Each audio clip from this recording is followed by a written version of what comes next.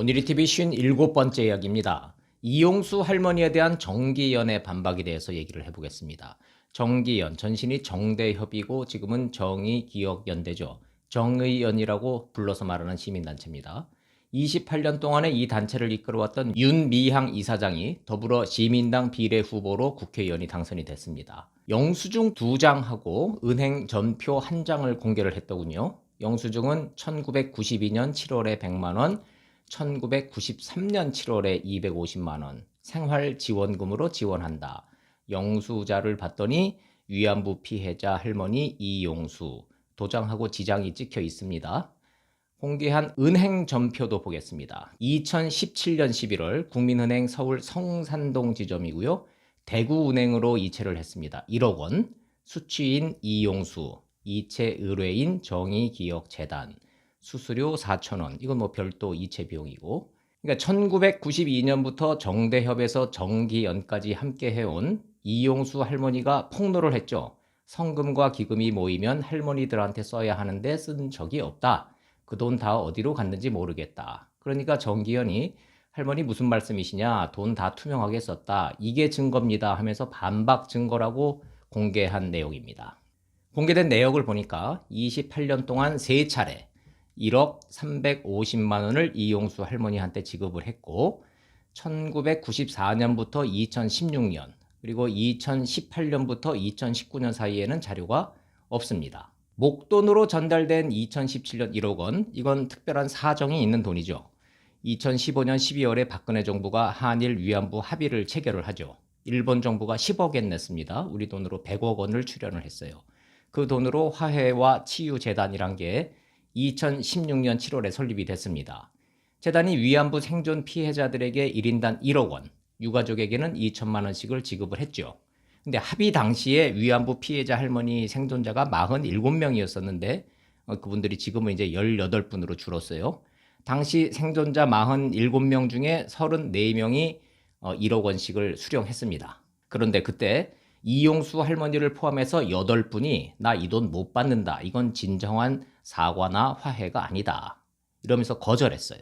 그래서 100만 시민 모금이라는 국민운동이 벌어졌죠.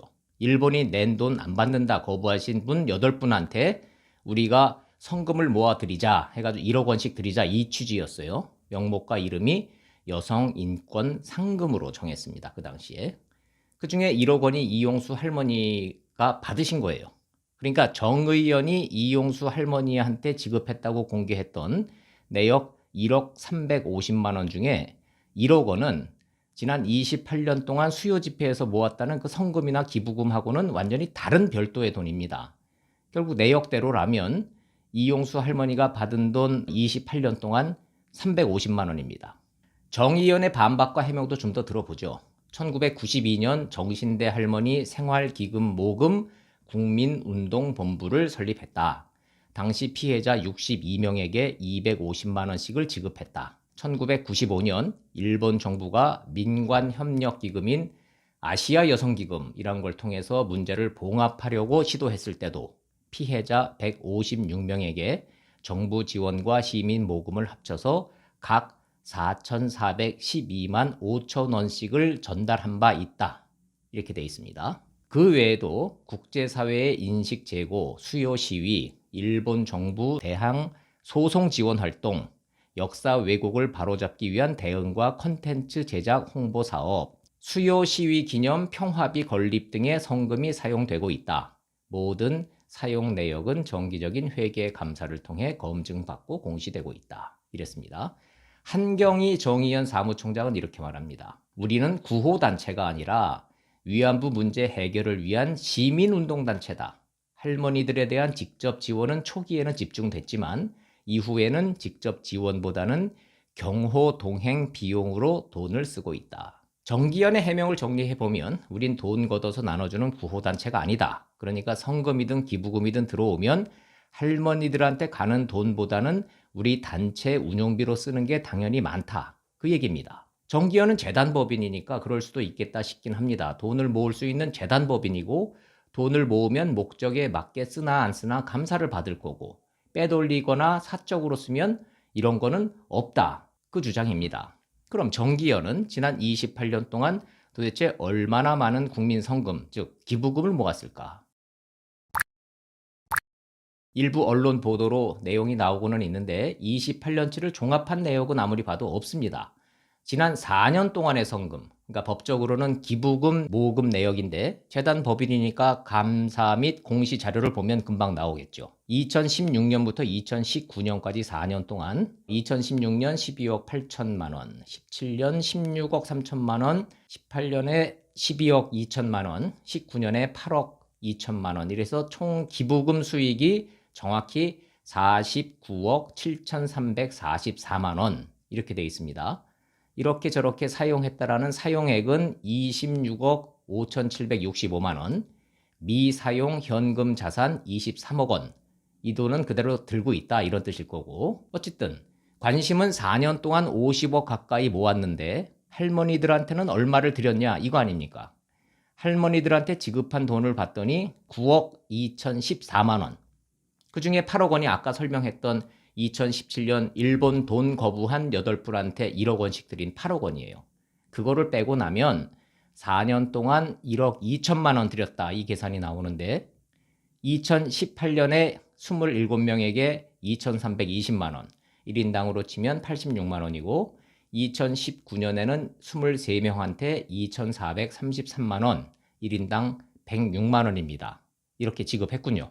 정리를 해보면 정기현은 구호단체가 아닌 재단법인이니까 돈 걷어서 할머니들한테 나눠주는 게 목적이 아니고 주로 책 출판하고 일본군 성노예제 문제 해결을 위한 활동 전반에 돈을 써왔다. 주장의 요지는 이겁니다. 그런데 왜 논란이 가라앉지 않고 있을까요?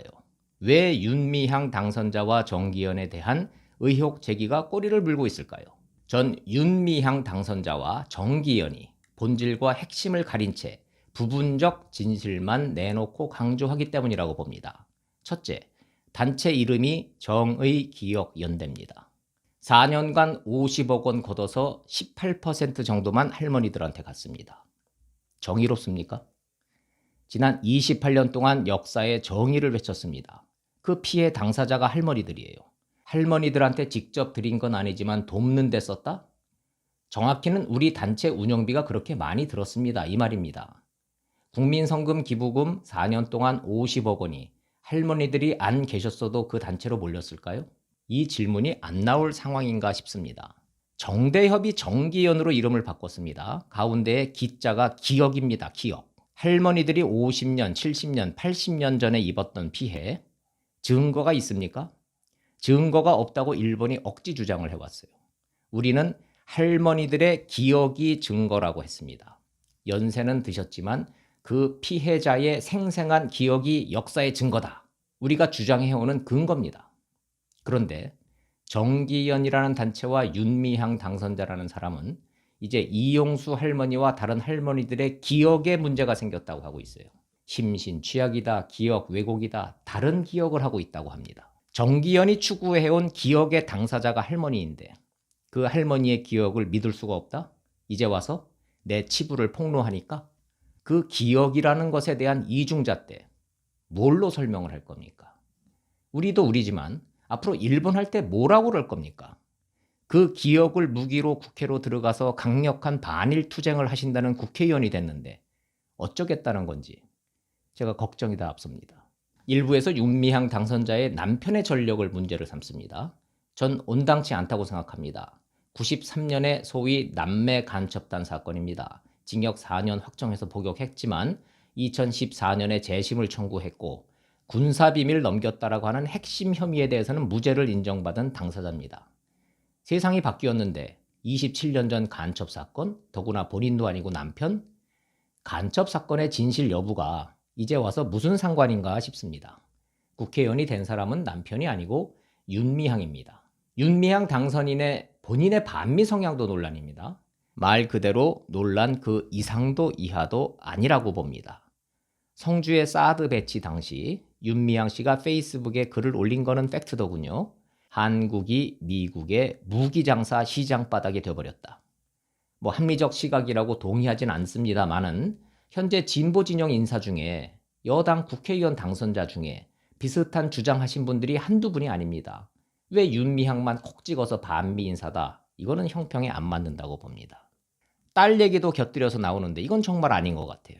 미국 유학 중인 딸이 코로나 때문에 귀국을 해서 자가격리를 어기고 여기저기 돌아다니면서 인스타에다 사진을 올렸다. 뭐 잘한 짓은 아니지만 다 큰 애들이 어디 부모 말 듣습니까? 같이 자식 기르는 입장에서 차마 그건 지적하지 못하겠어요.